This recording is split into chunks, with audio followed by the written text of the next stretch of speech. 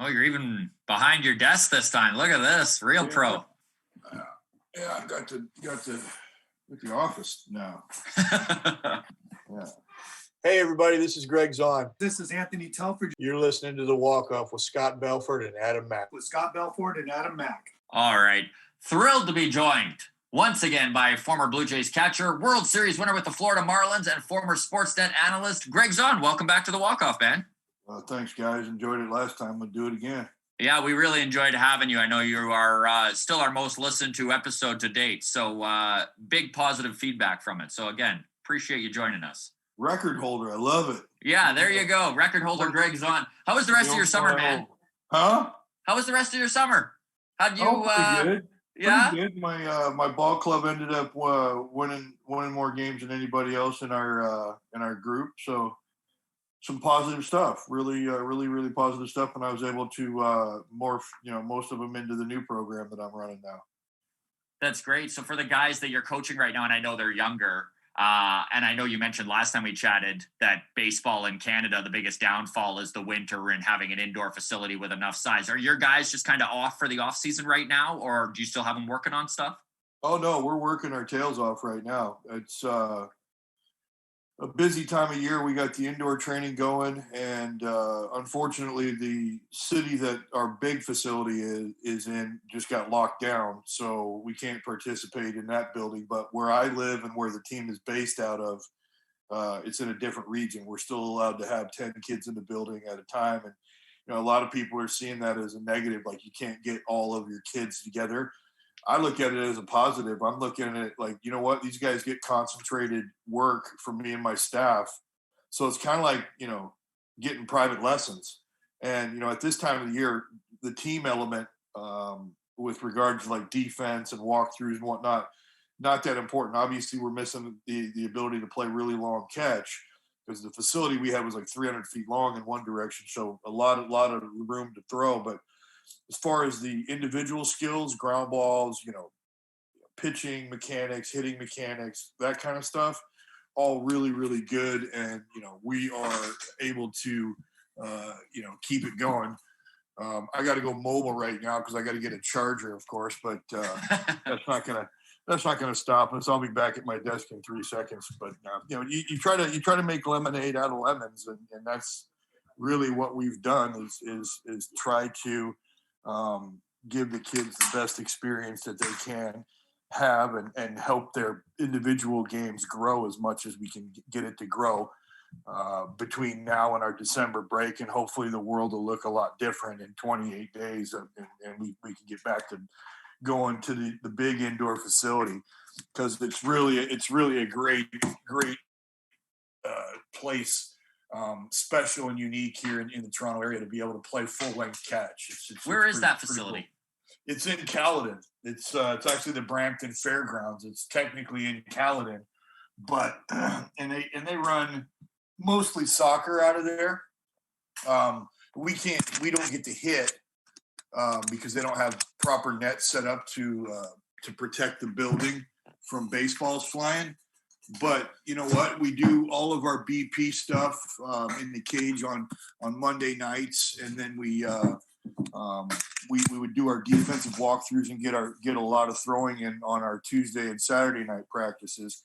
That was mainly the focus, just defense. So a lot of work on the arms because I'm a big believer that baseball has gotten it wrong.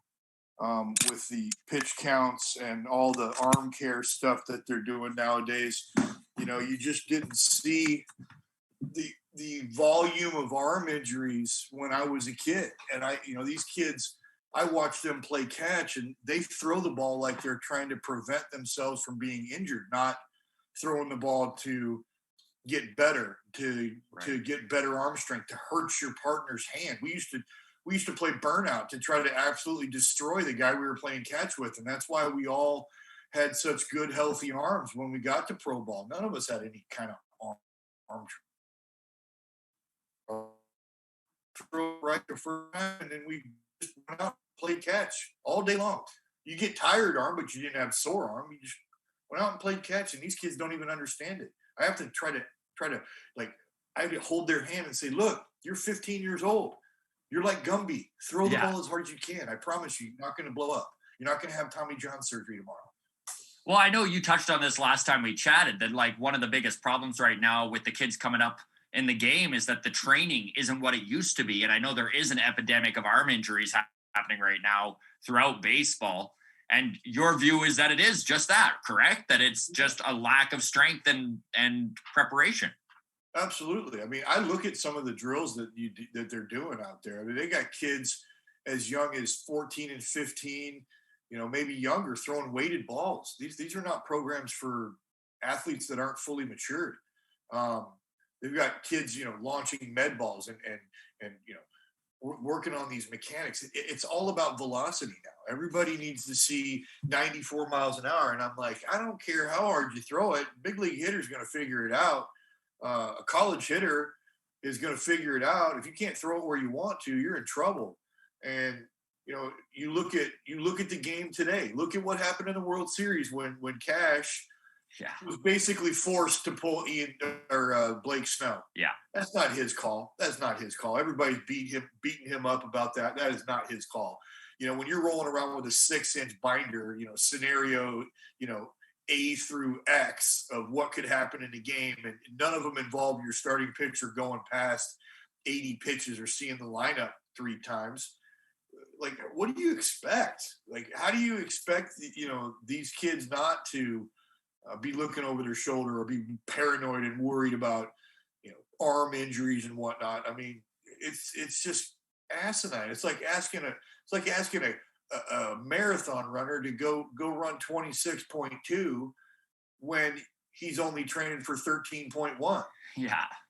This is what they are. They've turned these guys. Like, I don't even understand why they're paying these guys the salary that they're paying them. They should be making like 60% of what they used to make, because that's all they're giving us is 60% of a game if we're lucky, if not half.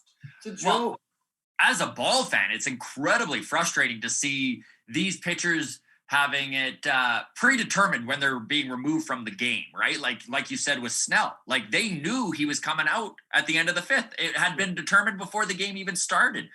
So I'm curious then, and I know how you feel about the state of the game right now, which is you are not a fan.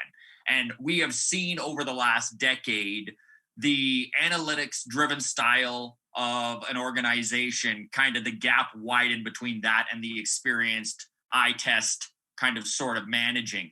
Do you think that pendulum is going to swing back to a happy medium, or do you think ball fans better just get used to watching a starting pitcher for 4 innings at a time? There'll never be another Randy Johnson-esque pitcher who just, in the playoffs, you're like, okay, he's going to pitch 8 innings every single game he's on, right? Like, I hope there's a renaissance. I really do. I think it's obscene that people are expecting something different to happen. They're using these analytics. They're using these computer programs. The front office scripts the entire game multiple ways for the manager. I don't even understand why these guys up in the front office don't strap on the union and go do it. Like, do you really need somebody? Do you need a puppet? Do you need a robot? Somebody just because they played the game? Is that making what you're doing somehow more credible? Or are you really, chicken shit and afraid to go be the manager? Because it's what they want to do, but they're too scared to go do it. You want some guy that was a business major who never played the game.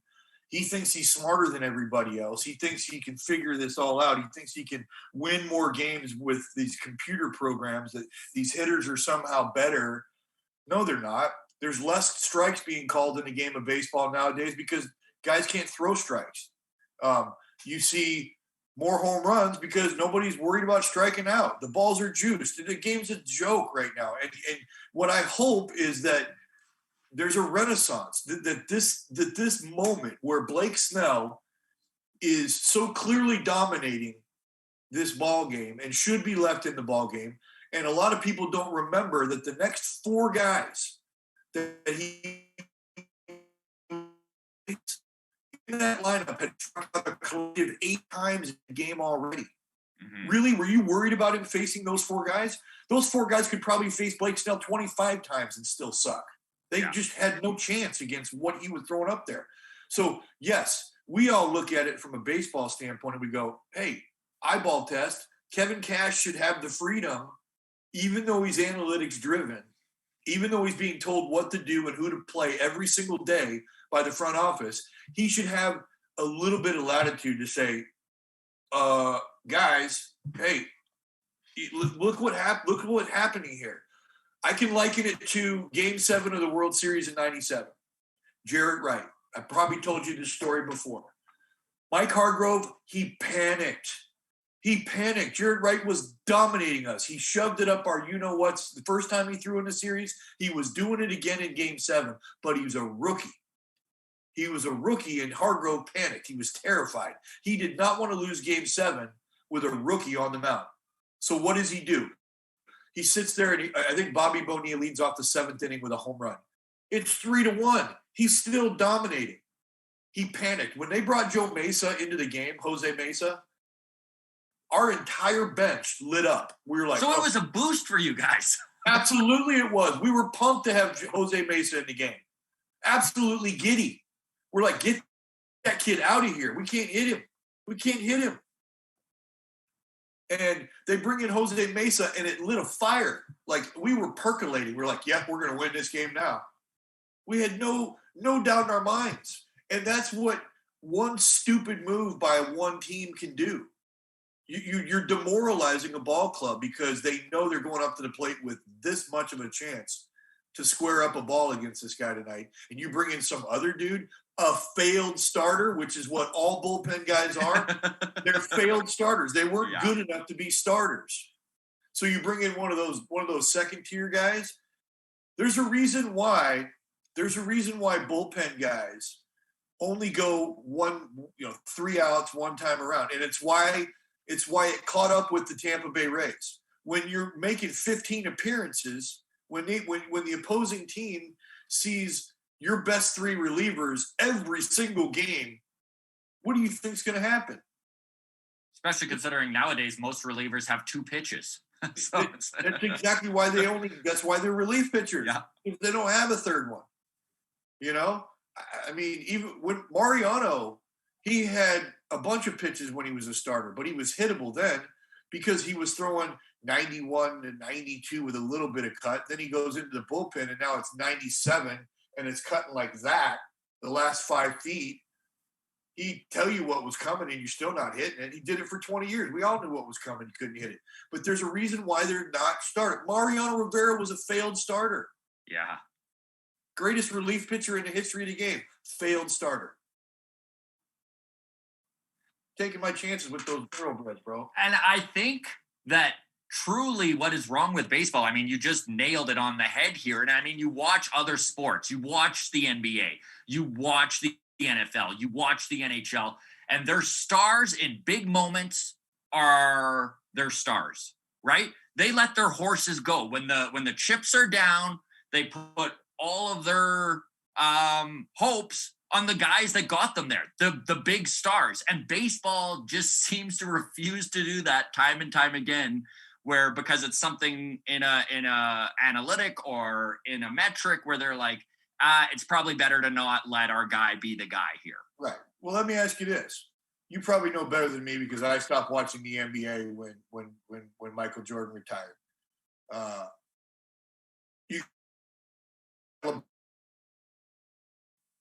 LeBron is. Who's the best 6th man in the game of basketball?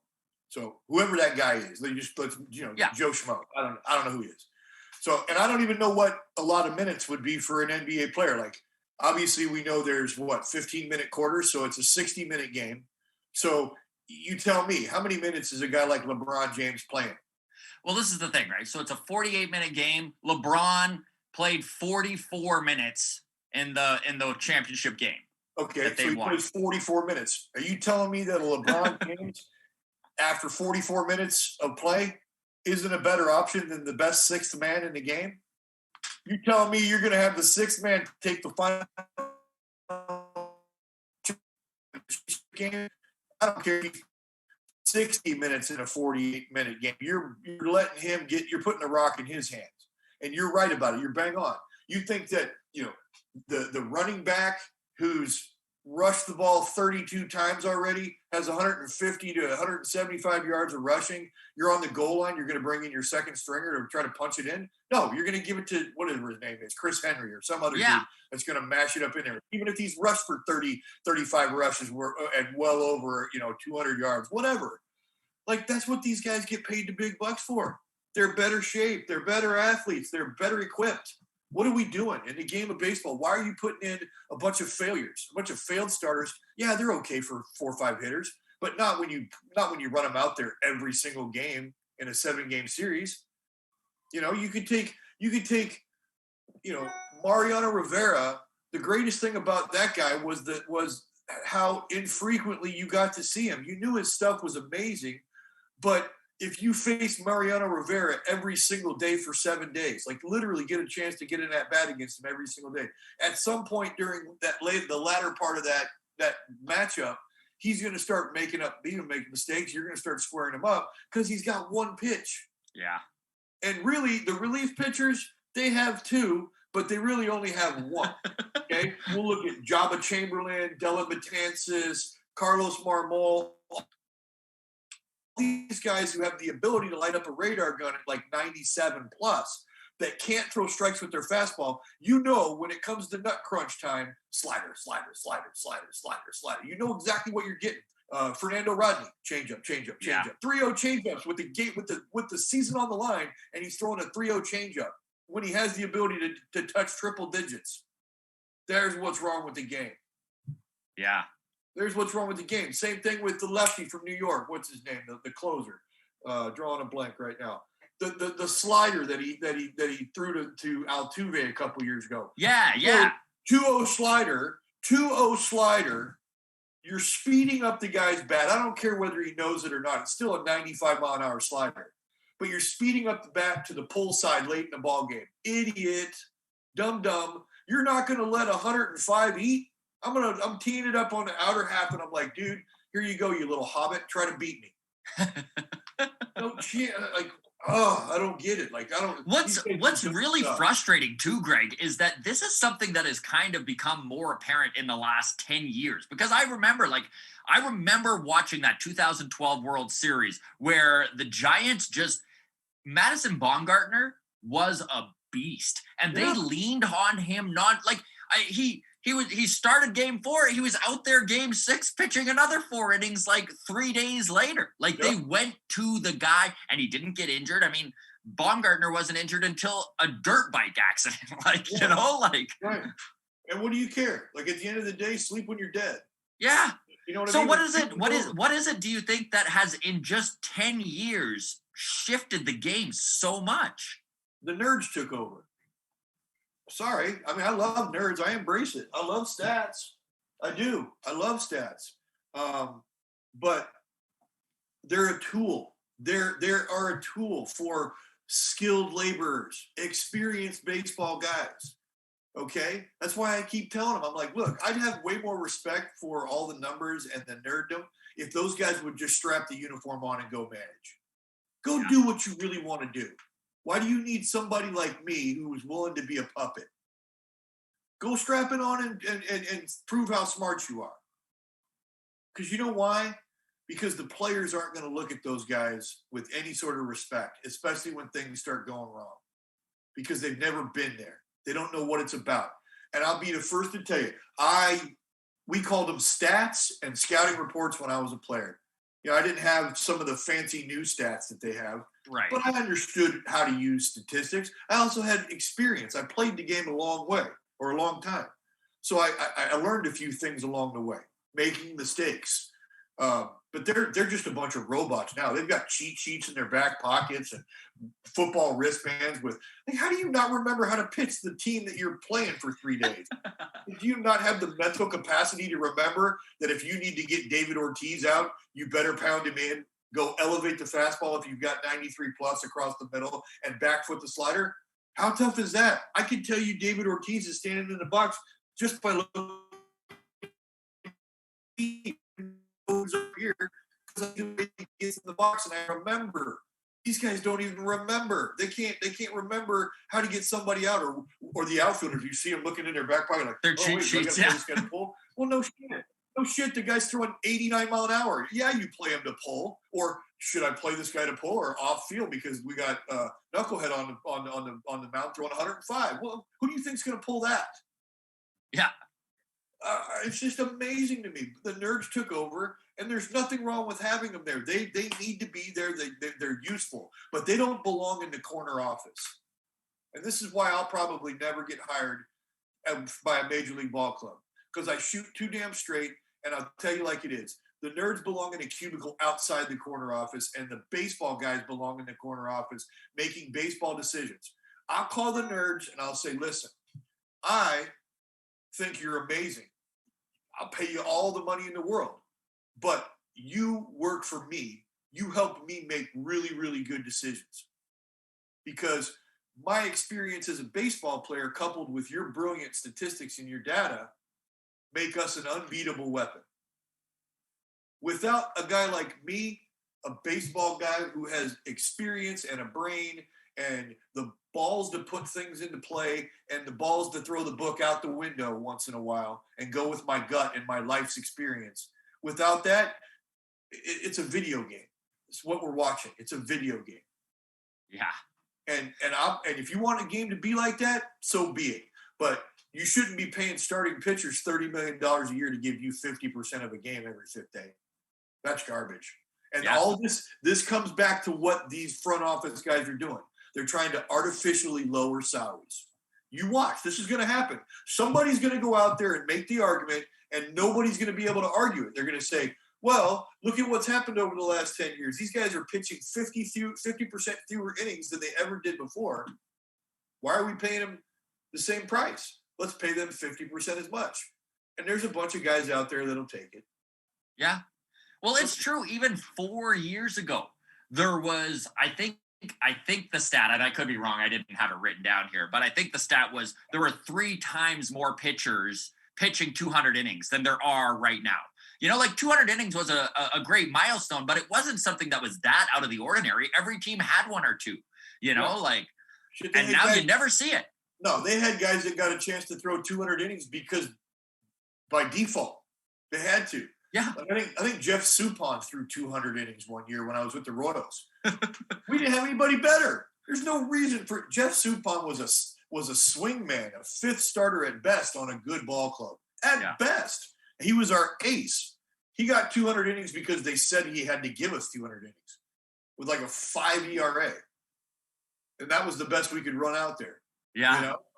It's not that hard. And the thing that's really, really stupid, I go back to looking at like Aaron Sanchez. They had, like, when he was with the Blue Jays in the minor leagues at Lansing, I think they had 3 really big stud pitching prospects at Lansing that year. The first half of the season, none of them faced the lineup twice. They went like 3 innings. That was it. And they were doing split starts. I remember that. And they were all dealing. They all had ERAs under 2.5. And then all of a sudden, the second half of the season, they bumped their innings up, and then they started getting lit.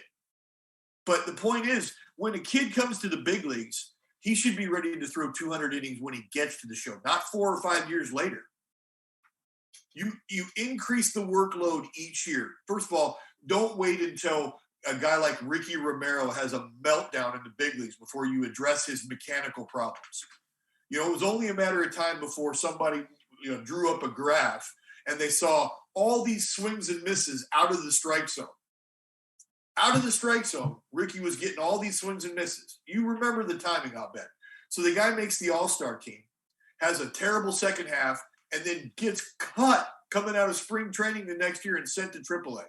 Yeah. Why? Because some nerd drew up a graph and figured out that if you just make Ricky Romero throw the ball down the middle, he can't get anybody out. So they were up there going Statue of Liberty, ball 1, Statue of Liberty, ball 2. Now all of a sudden here he comes in the middle of the zone, and the movement and the moxie aren't enough to get anybody out. And look at where he's at now, career over. Okay, and they waited too long to fix the pitching mechanics. He couldn't throw strikes. After I moxied him as a kid, East LA kid with some balls and some piss and vinegar. He was a tough competitor, but he didn't throw strikes. He didn't throw strikes. So it doesn't take them long. They're going to figure it out. But you take these kids, you fix their throwing mechanics, get them where they're going to be serviceable. Like, try to imagine the kid playing 15 years in the big leagues instead of using him like a disposable razor, getting him as sharp as you can get him, shaving the hell out of yourself with it, and then throwing it away. That's exactly what they do with these kids nowadays. They don't prepare them for any kind of longevity or any kind of lasting success. Even the idea of not allowing a pitcher to pitch a lineup for a third time through. I mean, you're literally taking a tool out of that guy's shed, you know, like if he's never pitched to a lineup for a third time through, how the heck can you expect him to do it? You can't. No, and you got to give. It's what's going on with Vladdy Jr. They never left him anywhere for the league to adjust to him. He never had to face the league the third time, you know. And he's a good fastball hitter, so he's a better fastball hitter than there are fastballs in every single league that he's playing in. And what does he get? 100 at bats, 200 at bats max, and then they move him on to the next level.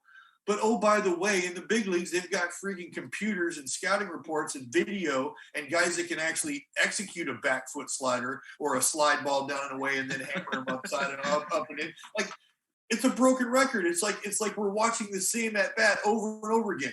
Fastball in off the hands, slider down and away, strike three. I mean, these kids, unlike, and then you look at Bo Bichette, he sucked in Double-A the first half. They left him there. Claw your way out of it, kid. And he did. And look at him now. It served him so well. All these kids need to be allowed to fail. You let them go out there. You prepare them to the point where they're not going to hurt themselves. Like, fix the mechanics, get them their workouts, you know, ice their arm down after the game, stretch them out, do all that, you know, slap and tickle spa day stuff. All right, do that, and then let them go play. Let them fail, make an adjustment. Let the league make an adjustment to them. It's a game of adjustments, but none of these kids even understand how to make a damn adjustment. They don't read the bat. They don't see what's going on. They're like, oh, throw it over their shoulder, sore neck because they're looking at the radar gun so much. And they're like, oh, man, look at how much I made that ball move. And I'm going to like, look how far I hit that dumb thing because you threw it right down the middle. You know? But the fact that a guy like Aroldis Chapman ever gets touched is beyond me. How does he not throw belt-high fastballs at 105 all day long? I dare you to hit it. You show me 4 guys in a row on any lineup that are going to hit that, tip my cap to them. Ain't going to happen. But they keep monkeying around with this and screwing around with that.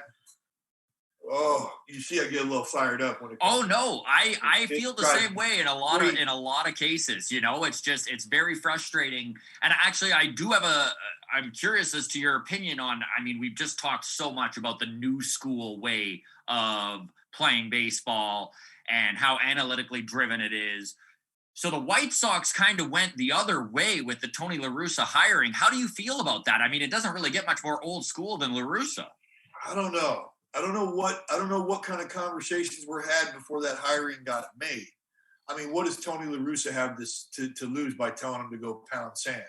You know, like I first of all, I'd be like, look, he's not a first-year manager. He ain't a first-time manager, so he can basically tell them to get bent if he wants to. Yeah, he won't be a puppet. I don't think. I don't think so either. This might be an exact example of what I'm talking about, where you have an analytics department, and I've never heard the White Sox being like the Astros or Tampa. Like they're. I mean, they hired Rick Renteria to be their manager they had the same staff there forever. They're old school. At least they were when I was playing cover. I'm curious to see what's going to happen. I love it. I think, wow, we saw an analytics meltdown with Tampa. You see a guy like Tony La Russa getting hired. Holy crap, maybe there's hope for guys like me. You know, I've tried multiple times to get a job managing in the minor leagues. I'm not even trying to go like A.J. Hinch or Mike Matheny or Brad Osmus or any of these other catchers that went from sitting on the side coaching or managing. I actually was willing to go back and pay the dues and say, hey, I'm pretty smart. Look at the way I handle these players. But I'm not a fit because I haven't been to the, Tony Robbins, leadership seminar, and I don't know how to use Rapsodo. I tried to explain to one of the player development guys that I get a new cell phone every 2 years. If you think what you're trying to teach me is harder than using my new cell phone every 2 years, then there's no hope for me. Like, can't teach an old dog new tricks. Give me a break. I lack the leadership skill. What the hell do you think I did for a living? 16 years in the big leagues as a major league catcher and a clubhouse veteran at the second half of my 16-year career. You think there was no leadership skills going on there? I'm hoping that it brings about a renaissance. I saw the Red Sox just hired Veritek to be a part of that staff. Yeah, I saw that too. And I love the name of the position that they created for him. Strategizing or whatever, game planning coach. Yeah, I don't think there's going to be too many guys better at it than that guy. He was awesome at it. Great game caller, super intelligent guy, and what a great fit. Great hire for them. They need more of that stuff. But you can't hire guys like that and expect to have them muzzled or a chain around their neck. You got to let them go be baseball people. If they're smart enough, and I think Jason probably was, he went to Georgia Tech, for Christ's sake. You add the intelligence and all these tools, and you couple that with actual boots on the ground major league experience, really, really strong weapons. Really strong. It's what a lot of clubs are missing right now. They're hiring a bunch of no-name guys who had a YouTube channel, and now there's some certified hitting guru, and half their lineups are still striking out 150 to 200 times a year. I'm sorry. It ain't working. No, I mean, it's funny because with the La Russa hire, I don't even know how to feel about it. I don't know if it was a good hire or not, but it does seem at least like an attempt to marry the old school and the analytics as one. It does seem like an attempt to find a medium ground. Which he's a smart guy too. I know Matheny played for him too. There's a lot of intelligent baseball minds. Dave Duncan, in that St. Louis Cardinals dugout, there were a lot of really quality, dynamic baseball minds going on there. Cleveland was always well coached, well managed. They game planned well. They did things the right way. Absolutely love Tony La Russa. He'd just as soon, get one of his pitchers to drill you in the ribs as look at you. He expects the game to be played the right way. I love it. I think it's a great hire. Like I said, I hope there's going to be more of it. I really do. There's a lot of great baseball people sitting on the sidelines because they don't fit the mold. And what it comes down to is these analytics nerds, these people that are running the game, they're just scared. They're terrified to have somebody like me in the clubhouse because I might not agree with what they have to say. And then it comes down to, how bad do I want to keep my job? Because if I'm one of those guys that says, yeah, I'll be a puppet, I'll be a shill, I'll go do what you tell me to do, as long as you don't put the blame on me when things go bad. If you're not giving me the ability to make baseball decisions and you're doing it all for me, which is what I can't even believe. Like, Kevin Cash is absolutely amazing to me. The amount of restraint that guy has shown through all of the abuse that he's taken since taking Snell out of the game. Yeah. Because they literally – I can't even imagine if there's ever a buzzer in the game of baseball. I can't even believe there's not like an umbilical cord on Kevin Cash that goes all the way up to the front office. Like, you can almost hear that. You can hear the cell phone ringing in his back pocket. You can't. How he hasn't absolutely just thrown them under the bus is beyond me, because I know him. I played with him. He knew better. Yeah. I was never going to call him a dynamic baseball mind. He was a young player when I was a veteran, and he used to ask me some interesting questions. But he's a smart guy now. He's been around the game a long time. He knew better than to take Snell out of the game. Give me a break. I was surprised by all the shit he got for it when it was so obvious. It was the front office that had decided this. Absolutely. Like, seriously, you're gonna make a big league manager roll around with a 6-inch binder? Like, come on! Like, I could manage. I don't even know their personnel. And I could strap the uniform on. You give me whatever lineup you think you run out there, and I'll do it blind. It's not even that hard. The game hasn't changed all that much. And if I knew the personnel, please, you just go out there, you let the game come to you. You game plan for certain matchups the way Jim Leland did. There's a little bit of managerial moxie when it comes to setting up the other guy, understanding his tendencies, what he's going to do, seeing if you can get him to knee jerk to give you the matchup that you want by burning somebody else. It ain't that hard, man. It's a chess match, and if you've been doing it as long as I did it from behind the plate, because you really are in most scenarios. Well, at least when I played, the catcher was an extension of the management, the coaching staff. Yeah, of course. It was your general on the field. It's not that hard.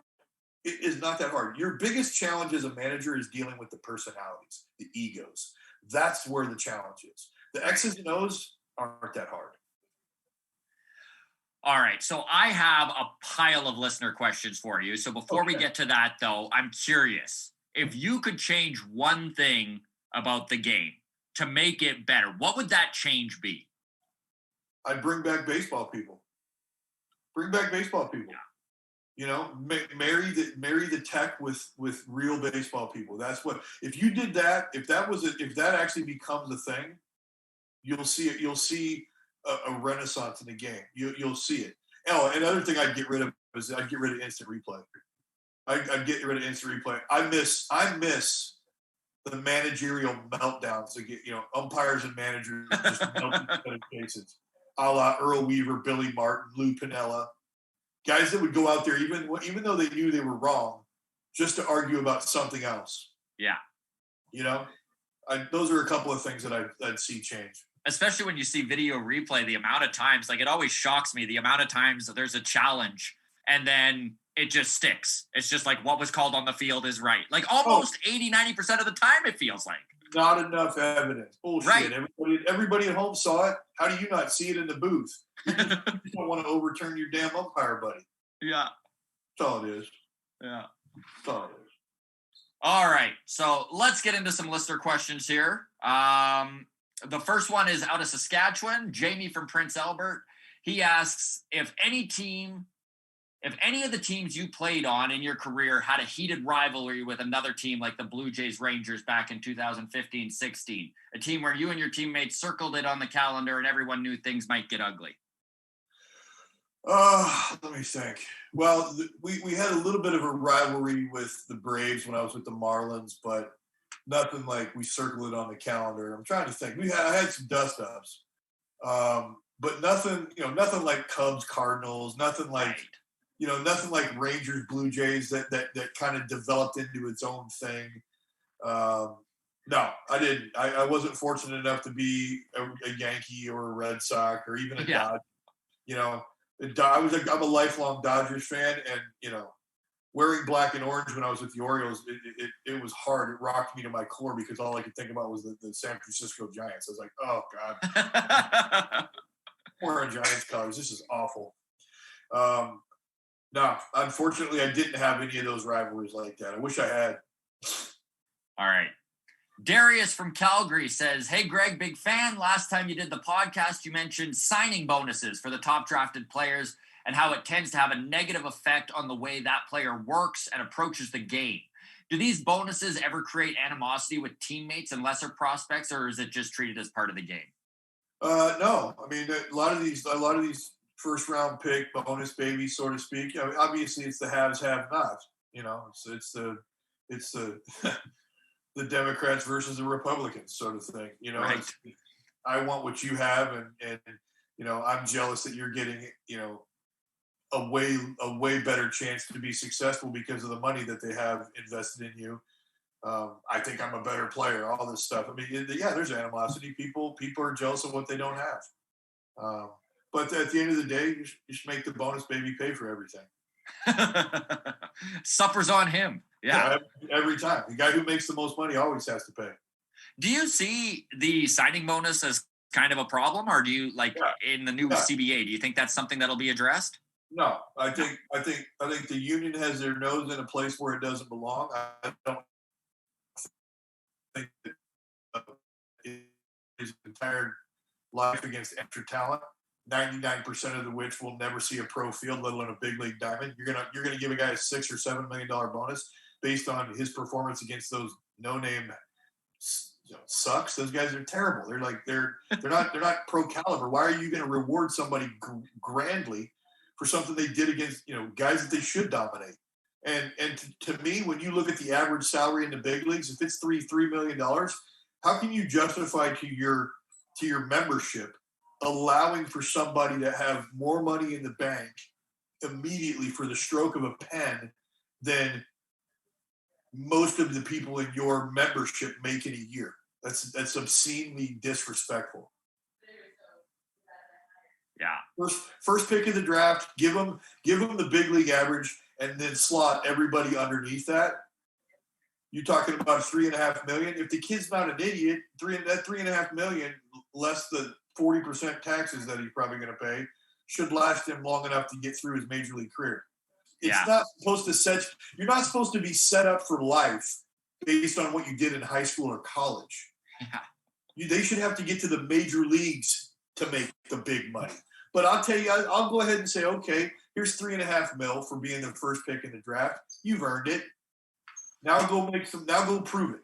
Yeah. And then maybe the major league clubs wouldn't be in such a hurry to get all these guys to the big leagues and actually teach them how to play the game properly, get them playing the game at a high level before they earn their way to the big leagues, and other organizations follow suit. And then all of a sudden you've got some real quality players at the AA, AAA level to challenge one another. And it makes the game better all around. You have more polished, very well polished ball players coming to the big leagues that could get a bunt down, hit and run, throw strikes with their fastball, run the bases properly. Understand, we're not making the first or third out at third base. All this stuff that you see big league ball players screwing up left and right because they've all been rushed to the show and the priority's been put on things that don't really matter in a shortened timetable like the playoffs or the World Series. Yeah. Awesome. All right. Kirsten from here in Calgary says, really enjoyed you last time on the podcast, Greg. I know you said the 2020 season was clown shoes. After the playoff gauntlet the Dodgers went through to win the World Series, do you think it's legit? And do you think the players who won feel it's as valid as a World Series during a regular year? Not sure how the players are going to feel about it. I think there should be an asterisk next to the season, and my team won. That's my hometown team. I'm happy about it, but it's still a little bit tainted in my mind. There's something not right about it. Yeah. It's a 60-game season. The fact that the Blue Jays made the playoffs should tell you I'm not begrudging them. I'm not angry. Oh, no, I loved it. As a Blue Jays fan, it was great, but you're right. I know what their talent level is, and they're not a playoff team. Sorry. No. They're not a playoff team, but they were this year. Well, I mean, expanded playoffs, right? Like, there's so many have-nots in baseball right now. I love the format. But you know what? I think things would have shook out quite a bit differently if they had added 102 games in the season. Mm-hmm. Full 162. The cream always rises to the top. And I think that was thrilled to be proved wrong too.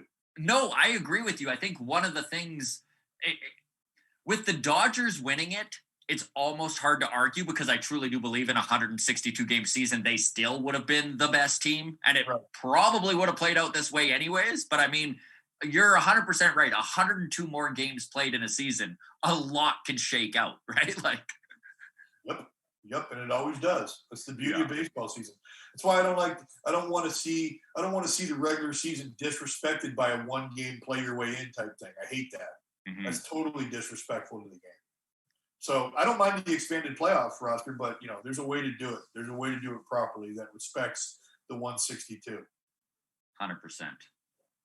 All right. Matt in Red Deer asks, as someone who has a World Series ring, how hard was that to accomplish? What were some things you remember about that 97 Marlins team that made them special, some intangibles that put them over the top? Well, early on, there was a lot of star power kind of all rowing the boat in their own direction.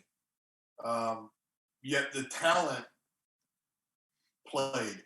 Third best record in baseball that year, and we underachieved, no doubt.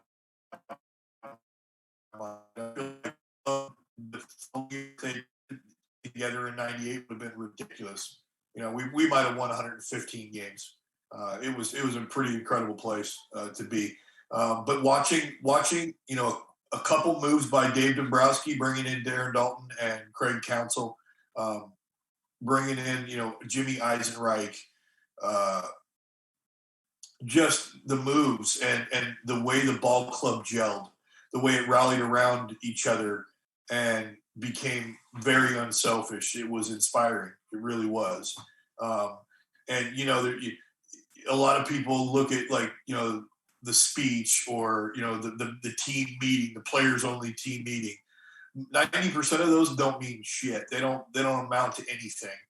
But this one did. The one that we had in Cincinnati after we got spanked by the Reds and Darren Dalton lit everybody up. His first day in the uniform, by the way. I tell that story all the time. Gives me chills. What that meant to the club and what it did for, kind of focusing everybody that was kind of going in their own slightly different star-powered direction. It became a very focused club. How did he go about that meeting? He just gathered everybody at the bottom of the staircase at Old Riverfront Stadium and just started dropping F-bombs and cursing everybody out. Telling the truth, dropping some knowledge. I mean, it was awesome. The things he said were bang on. Nobody could argue with him. Nobody would have argued with him. Veteran power guy like Dalton, been there, done that for a lot of years. He had a lot of street cred, a lot of clout in that clubhouse immediately as soon as he walked in the door. And the things that he said, that they were poignant and they hit home with a lot of guys. And things were different after that. Yeah. It's funny because this next question goes into this so well. So Jacob in Calgary asks, some of the best teams out there tend to have a guy on their roster that the intensity is just a little higher. They hold teammates accountable, guys like Josh Donaldson. Who was your most intense teammate, and had you ever been pulled aside and grabbed by the collar and told to shape up at any point in your career? Oh, yeah, let me answer the last part of it. Yeah, I definitely was. Jim Leland did it to me in 1998. Unfortunately, it happened in front of the entire team. But it was a learning moment for sure. Intense teammates. I had a lot of guys that were very intense. They didn't really go about it the same way as you might think. There'd be a whisper or, a very, very pan-faced, comment that rocked you to the core. But never really like up in your face kind of guys. I didn't really run into too many dudes like that, but there were some intense competitors that expected a lot of their teammates. Kevin Brown was one. Definitely remember him as, a guy named Brett Barbary, Kevin Bass, guys that were around when I was a young player, that just basically told me, this is how you do things. This is how you don't do things. And it was Bobby Bonilla was a gentle giant. He had, things to say, when they needed being said. And, most of the guys that I mentioned had a smoldering intensity. It wasn't like a Lou Piniella or, even me to that matter, right? Where I blow up and I get angry and I start screaming or I start smashing things. They were a little bit more subdued, but still very intense. So I'm curious then, you've been on the receiving end of the shape up speech. Have you given the shape up speech? Oh yeah. Oh yeah. Yeah, I've given it. It was more about behavior than anything else.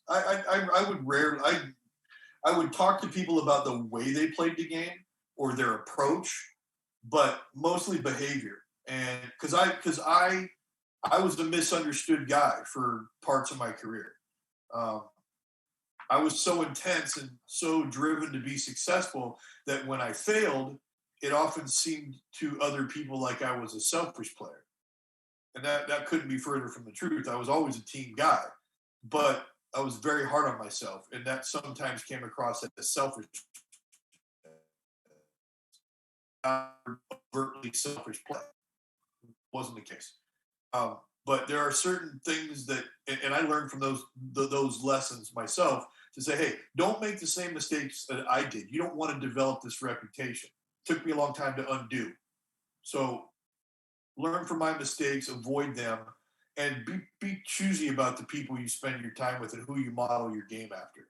Because these guys, while ridiculously talented, may not be the best role models on how to behave in a big league clubhouse. That's good advice for any sport. Yeah. All right. I've got Trevor here out of Calgary. He says, so he's kind of squeezing two questions into one here, but we'll see how it goes. Greg, why are catchers paying the price for pitchers spiking fastballs and sliders in the velo era? You constantly see elevated pass ball stats. Is this on the catchers? Well, if the ball hits the ground, then it's a wild pitch. It shouldn't be called a pass ball. Right. But I can tell you this: it's the framing techniques and the body positioning that they are trying to get catchers to use nowadays that's causing them to not be able to catch the ball properly. Catching should be the easiest thing you do all day long, even when it's going 105 miles an hour. As long as it's within your body frame, it should be easy to catch. But guys don't have the proper technique, and what they're teaching now, these YouTube catching instructors, they've hired a bunch of them in the big leagues. And I don't understand why they're doing what they do, because, the umpires can see you move the stinking ball. If I'm umpiring a game and I see the catcher move it 1.5 feet, I'm like, are you kidding me? You think I'm blind? Try again. But you look, when their hands get set up like this, their elbows up, they can't do anything with this pitch above up here. And then this one down here, nothing. They're set up for failure. They're only set up to catch one pitch well, and that's the low ball right in the middle of the zone. That's why you see so many guys on one knee, because they lack the proper technique on how to catch a low pitch out front. Because you have seen an increase in wild pitches and in pass balls in the last few years. Like they don't know how to block. They don't know how to catch. They're not. It's a lost art, and if they go robo umpiring, it'll get even worse. Yeah. And then the second part of the question is, if you had your choice of a rotation of all power throwers versus pitching IQ with 92 and below velocity, what do you take? I'm taking the power right now. 92 is you have to be perfect at 92 in today's game. You have to be pinpoint. IQ, that's easy. I don't even really want my pitchers thinking. Let the just go like this. Yeah. The power, if you have less time to do something, it's harder. So I'll take a guy that tops out at 97. I'll back him off to 93 or 94 and teach him how to throw strikes. That's the whole goal of why they find all these hard throwers, because they think they're going to be able to teach them how to throw strikes. 92, if you give me 94 with pitching IQ, I'll take that any day of the week. But 92 is just not enough in today's game for it to be that effective. You got to be pinpoint accurate. Well, that answer honestly reminds me of this scene in a documentary called Fastball. And there's a point in the show where they're asking Derek Jeter what the difference is between 92 miles an hour and 100 miles an hour. And he burst out laughing and was just like, a home run. Yeah, exactly. No, there's no doubt about it. And Derek, he probably would never admit it, but when the ball when the velocity got to around 94, you could pretty much have your way with him right down the middle at belt high. He couldn't hit it. Yeah. He could not hit to get the really good gas. So, that answer does not surprise me from him. So the next question here is obviously from a Blue Jays Homer fan, but it says, who's the best pitcher you ever caught, and why is it Doc Halladay? And why is it Doc Halladay? Yeah. Over a long period of time, definitely him. But for a short period of time, it was Kevin Brown. Kevin Brown, 96 to 98, best stuff I've ever seen. Sorry to say it, even better than Halladay. Better sinker, better breaking ball. Roy was just so well prepared and executed so well. Kevin Brown just had raw, nasty, ridiculous stuff, like throwing 97-mile-an-hour sinkers that moved this much last minute, cutters that were going like this. He threw a split straight up power. I've never seen anything like it. Still to this day, I still haven't seen anything like it. It's absolutely ridiculous. Imagine Aaron Sanchez on his very best day. Kevin Brown showed up to the ballpark like that for the better part of 5 straight years. Yeah, wow. Every single day. You imagined he was going to throw a no-hitter every day. You were shocked when he gave up more than 2 hits in a game. Yeah. Yeah. All right. The next one is from Josie out of Edmonton. She says, obviously, you're getting ready for American Thanksgiving this week. Being you're married to a Canadian, do you celebrate 2 Thanksgivings and do you get involved in the cooking? Yeah, we celebrate both of them, but my wife actually prefers the U.S. Thanksgiving, because there's football on. In fact, it's a better holiday. And yes, I do get involved in the cooking. I handle the turkey because she's vegetarian. And you need a turkey. It's Thanksgiving. Gotta have a turkey. Right on. Hey, Gregg, thank you so much for taking an hour and talking with us again, man. It means the world. All the listeners, thank you. And of course, both Adam and I could not be more pleased to talk baseball with you. So thank you so much, my man. Anytime, fellas. Enjoyed it again. Awesome. Cheers. Cheers.